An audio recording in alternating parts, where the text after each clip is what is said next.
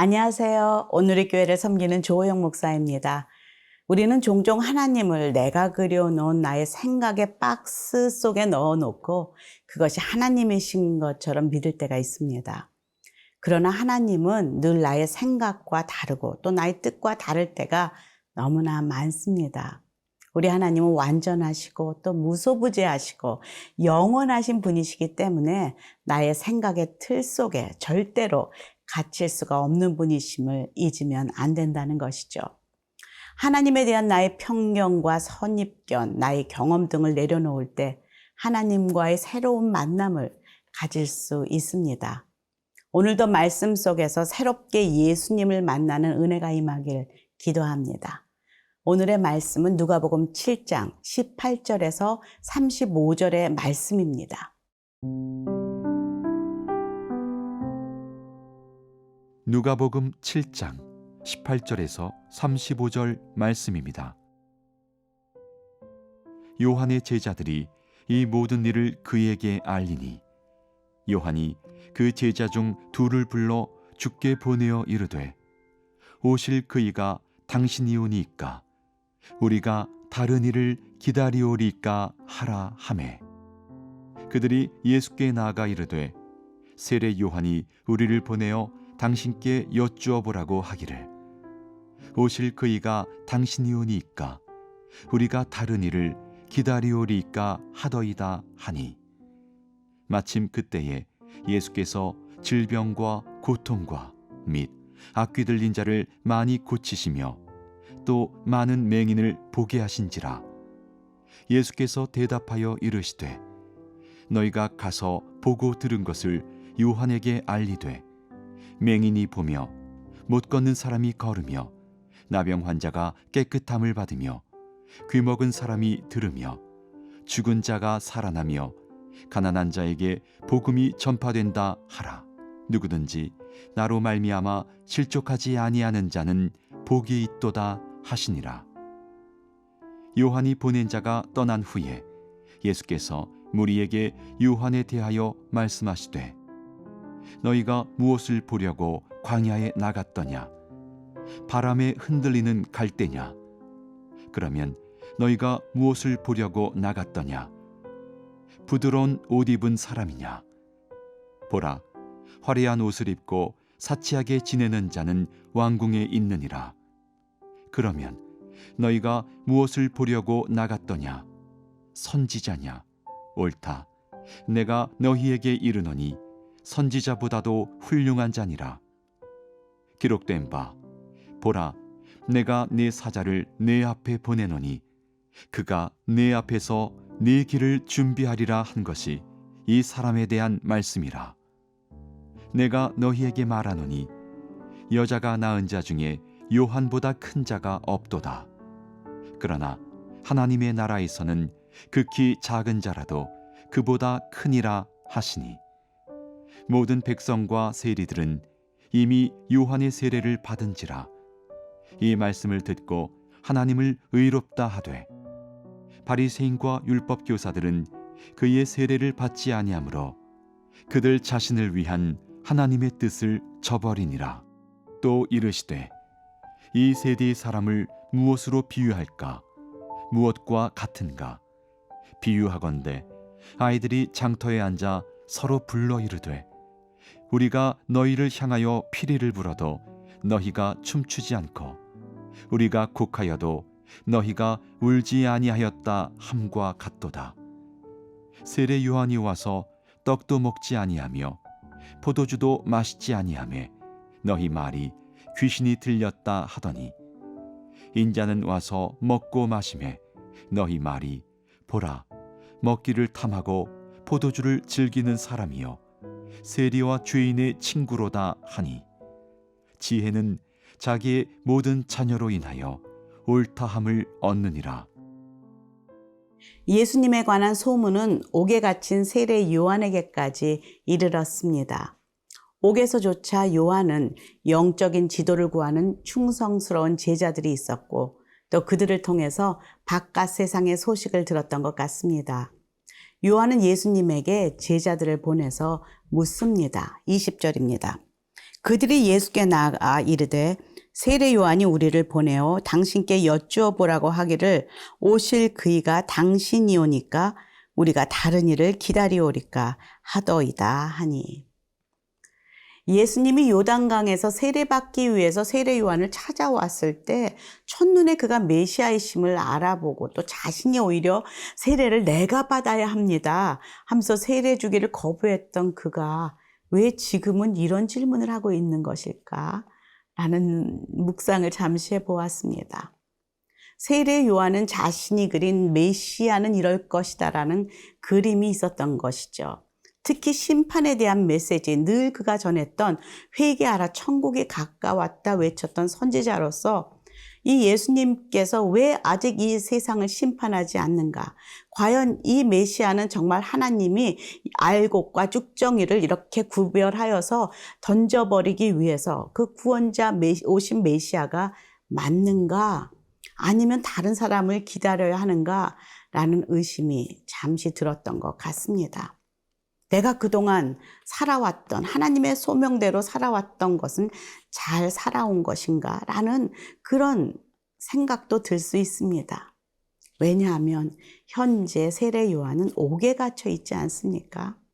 많은 소문이 밖에서 들려오고 자신은 죽을 날이 얼마 남지 않은 것 같은 상황 속에서 정말 많은 생각이 그의 머리에 오고 가지 않았을까라는 생각을 해봅니다. 나는 그동안 나의 소명을 잘 따라 산 것일까? 내가 주인공이라고 믿고 외쳤던 그 예수가 진정 메시아신가? 이렇게 의문이 들 수 있다는 것이죠. 그런데 우리 하나님 정말 좋으신 하나님이십니다. 내가 의문이 들고 이해가 잘 되지 않으면 물어보면 되거든요. 살아계신 하나님은 가르쳐 주시는 분이십니다. 여기서 보니까 그 제자들이 가서 예수님에게 정말로 아주 근본적으로 물어보지 않습니까? 수많은 질문을 드릴 때 하나님은 응답하시고 말씀하시는 살아계신 하나님이심을 경험하게 됩니다. 예수님도 질문하는 세례 요한에게 응답하십니다. 22절입니다. 예수께서 대답하여 이르시되 너희가 가서 보고 들은 것을 요한에게 알리되 맹인이 보며 못 걷는 사람이 걸으며 나병 환자가 깨끗함을 받으며 귀먹은 사람이 들으며 죽은 자가 살아나며 가난한 자에게 복음이 전파된다 하라. 이 말씀은 이사야서 35장에 기록된 오실 메시아의 모습을 다시 한번 확인시키는 말씀입니다. 치유하시고 죽은 자를 살리시고 또 복음이 전파될 때에 구약의 선지자가 예언한 메시아와 하나님 나라가 도래할 징조임을 확인시켜 주시는 것이죠. 아마 옥 안에서 이제 세례 요한은 휴 한숨을 쉬고 감사합니다.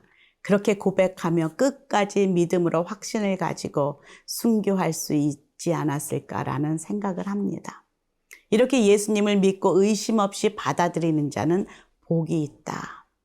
세례 요한은 마음 편한 마음으로 실족하지 않고 믿음 가운데 담대히 감사함으로 죽음을 맞이하였을 것입니다. 그는 자신의 그 역할, 예수님이 오시기 전에 길을 예비하고 광야의 소리로 그의 소명을 잘 감당한 정말로 위대한 선지자였음을 보게 됩니다.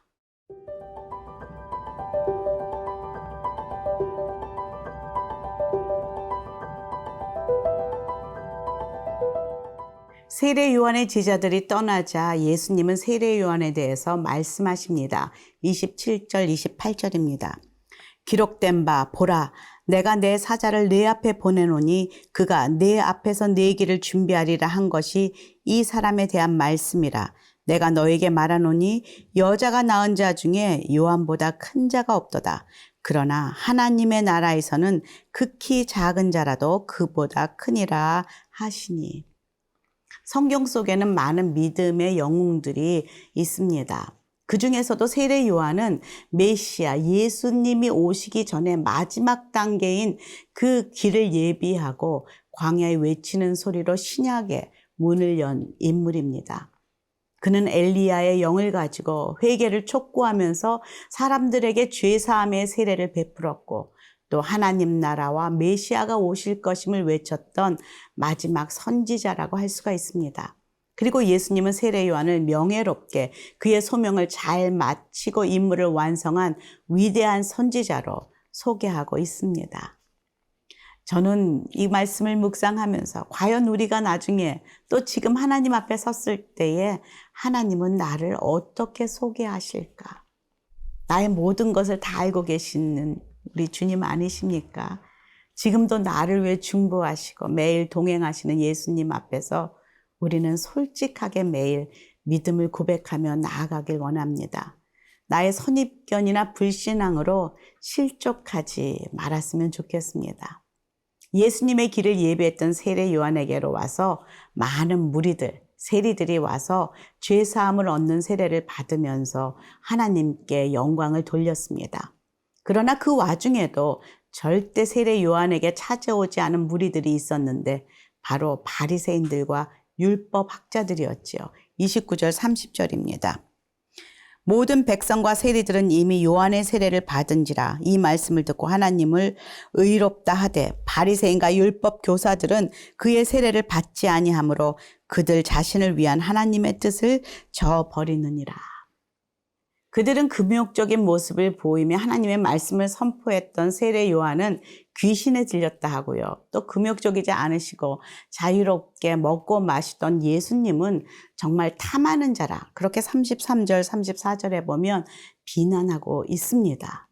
이렇게 믿지 않기로 결정한 자들처럼 인기가 있었던 세례 요한은 두려워했지만 결국 그를 감옥에 가두었고 또 아픈 자를 고치시고 하늘 복음을 전파하셨던 예수님 앞에서도 전혀 동요하지 않고 오히려 사람들을 치유하고 고치시는 예수님을 거절하며 마침내 그를 십자가에 못 박혀 죽이기까지 한 그 바리새인들과 율법 학자들, 진리를 가르친다고 하면서 거짓을 가르쳤고 율법을 가르친다고 하면서 자신의 전통을 가르치는 사람들이었습니다.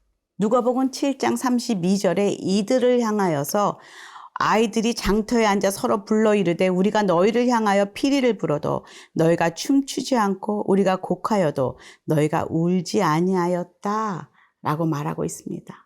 마태복음에는요, 정말 이들에게 외식하는 자들아, 이 서기관들아 바리새인들아, 회칠한 무덤 같다. 겉으로는 아름답게 보이지만 그 안에는 죽은 사람의 뼈와 더러운 것이 가득하다. 그런데요, 정말 이게 남의 얘기가 아닐 때가 있다는 것을 경험합니다. 그들에게 중요한 것은 진리가 아니라 하나님 나라의 역사도 아니고 오직 자신의 기득권과 명성과 자신의 위치와 자신의 인기와 자신의 자리였습니다. 그래서 그들은 자신이 가르친 것을 자꾸 재해석하는 예수님이 마음에 들지 않고 심히 불편합니다. 저희들도 마찬가지로 그런 부분이 있다는 것이죠. 오랜 신앙생활을 한 사람 안에 이 바리새인의 모습이 드러날 때가 있습니다.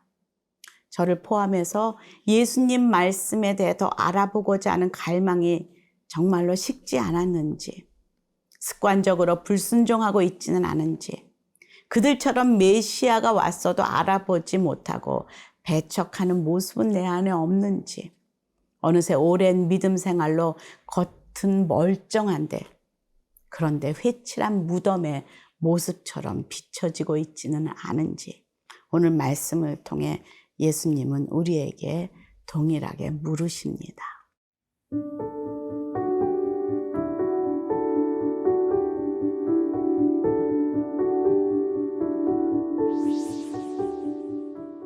하나님, 이 바리새인과 율법 학자들의 회칠한 무덤과 같은 모습이 저희 안에도 있다는 것을 고백합니다. 진리의 말씀 대신에 나의 생각과 나의 의견과 나의 이익을 추구했던 모습을 주님 회개합니다. 오늘도 주의 말씀을 붙잡고 살아가는 하루 되게 하여 주시옵소서.